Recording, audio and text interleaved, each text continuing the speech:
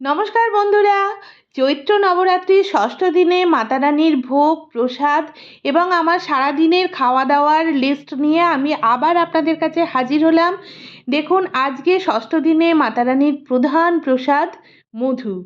আর আজকের পুজোতে এই টোটাল বোতলের মধুটাই মাতা রানীর নামে সমর্পিত। কি বলুন তো, একদিনে তার টোটাল মধুটা খাওয়া যাবে না, সেই জন্য এই প্রসাদী মধুটাই তোলা থাকবে, রোজ একটু একটু করে খাবো। সঙ্গে আছে কাজু আর কিশমিশ। আর আজকের মেন খাবার দাওয়ার ভোগ করেছি পরোটা, দেশি গাওয়া ঘি দিয়ে করেছি। আর করেছি অয়েল ফ্রি মিক্সড ঘুগনি, সমস্ত কিছু দিয়ে, ছোলা মটর আলু পেঁপে টমেটো কাঁচা লঙ্কা। সঙ্গে আছে কেন্টের জল।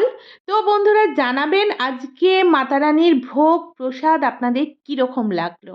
আর হ্যাঁ বন্ধুরা, আপনারা সবাই জানেন আমি প্রথম ভোগ প্রসাদ কন্যার নামে অর্পণ করে তারপরে নিজে প্রসাদটা পাই বা বাড়ির সবাই প্রসাদ পায়। তো কন্যার জন্য প্লেট সাজাচ্ছি। প্রথমে নিয়ে নিচ্ছি পরোটা। হ্যাঁ বন্ধুরা, পরোটাগুলো খুব সুন্দর হয়েছে। আমি আবার একটু কালো জিরে মিক্সড করেছি, যখন আটা আর ময়দা মিক্সড করে মেখেছি তখন তার মধ্যে গোটা কালো জিরে দিয়ে দিয়েছি। এরপর বাটিতে নিয়ে নিচ্ছি মিক্সড অয়েল ফ্রি ঘুগনি। ঘুগনিটাও একটু চাপ চাপ করে করেছি, খুব ঝোল করিনি। এরপর দিচ্ছি ড্রাই ফ্রুটস, কাজু আর কিশমিশ। তারপর দিচ্ছি মধু। হ্যাঁ বন্ধুরা, আপনারা সবাই জানেন চৈত্র নবরাত্রির ষষ্ঠ দিনে মাতা রানী যে রূপে পূজিতা, সেই রূপের নাম মা কাত্যায়নী। তো আমার কন্যার জন্য প্লেট সাজানো হয়ে গেছে আর কন্যাও চলে এসেছে। আজকে মেন প্রসাদ মধু, সবাই একটুখানি মুখে মধু দিতে বলবি, হ্যাঁ সবাইকে দিতে বলবি।